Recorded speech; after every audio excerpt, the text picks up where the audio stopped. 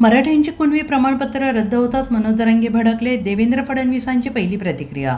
मराठवाड्यात कुणबी जातीचे प्रमाणपत्र मिळवलेल्या 4 मराठा महिला लोकप्रतिनिधींची प्रमाणपत्र जात पडताळणी समितीनं रद्द केल्यामुळे मराठा आंदोलक मनोज जरांगे पाटील प्रचंड आक्रमक झाले आहेत. त्यांनी गुरुवारी पत्रकार परिषद घेऊन यावरून मुख्यमंत्री देवेंद्र फडणवीस आणि उपमुख्यमंत्री एकनाथ शिंदे यांना लक्ष्य केलं आहे. यावर आता देवेंद्र फडणवीस यांनी प्रतिक्रिया दिली आहे.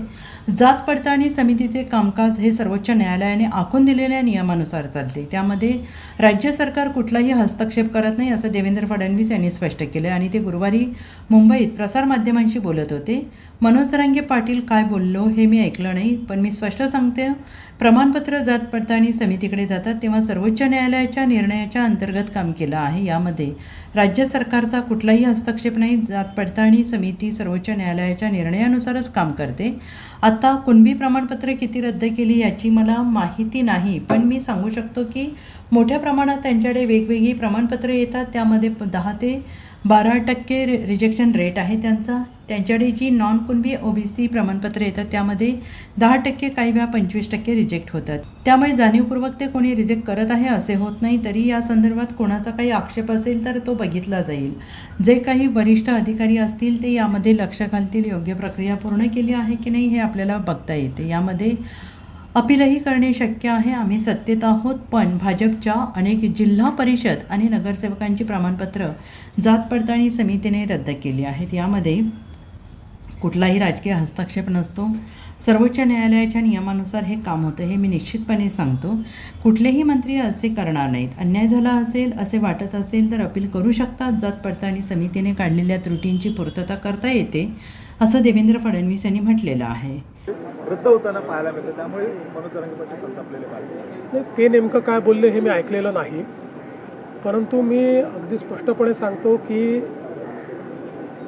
प्रमाणपत्र जेव्हा जात पडताळणी समितीकडे जातात त्यावेळी या जात पडताळणी समिती पूर्णपणे सर्वोच्च न्यायालयाच्या निर्णयाच्या अंतर्गत काम करत आहेत. राज्य सरकारचं त्याच्यामध्ये कुठलीही दखलंदाजी नाही आणि जे काही नियम सर्वोच्च न्यायालयाने दिले आहेत त्याच्या अंतर्गत ते करत आहेत. आणि केवळ म्हणजे आता कुणबी प्रमाणपत्र त्या ठिकाणी किती त्यांनी रद्द केले किंवा काय मला याची कल्पना नाही आहे, पण मी आपल्याला सांगू शकतो की मोठ्या प्रमाणात वेगवेगळे जे काही त्यांच्याकडे प्रमाणपत्र येतात त्यामध्ये 10-12% रिजेक्शन हा रेट आहेच. म्हणजे नॉन कुणबी देखील OBCचे जे प्रमाणपत्र त्यांच्याकडे येतात त्यातले 10%, कधीकधी तर काही क्षेत्रात 25% देखील कागदपत्राची पूर्तता न झाल्यामुळे ते रिजेक्ट होतात. त्यामुळे काही जाणीवपूर्वक कोणीतरी ते रिजेक्ट करताय असं म्हणणं योग्य नाही. तथापि याही संदर्भात मला असं वाटतं की जर कोणाचं काही त्याच्यामध्ये आक्षेप असेल तर तो जरूर बघण्यात येईल. जे काही वरिष्ठ अधिकारी असतील ते वरिष्ठ अधिकारी त्याच्यामध्ये बघू शकतील की बाबा त्याच्यामध्ये काही योग्य प्रक्रिया पूर्ण केली आहे की नाही ते आपल्याला बघता येणं शक्य आहे. याच्यामध्ये अपीलची पण तरतूद आहे, ती अपील पण करता येणं शक्य आहे. म्हणजे सांगायचं झालं तर आम्ही सत्तेत आहोत, पण भाजपच्याही अनेक नगरसेवकांचे किंवा जिल्हा परिषद सदस्यांचे त्या ठिकाणी प्रमाणपत्र हे जात पडताळणी समितीने रद्द केले आहेत. त्यामुळे याच्यामध्ये कुठलाही पॉलिटिकल दखल नसतो.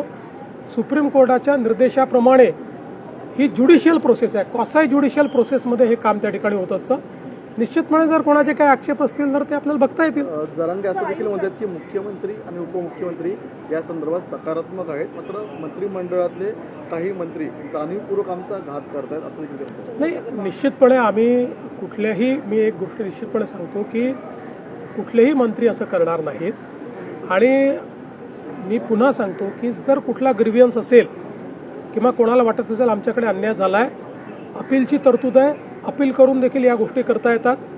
ज्या त्रुटी समितीने काढलेल्या आहेत त्या त्रुटीची पूर्तता करता येते. Bureau report SBN Marathi, Mumbai.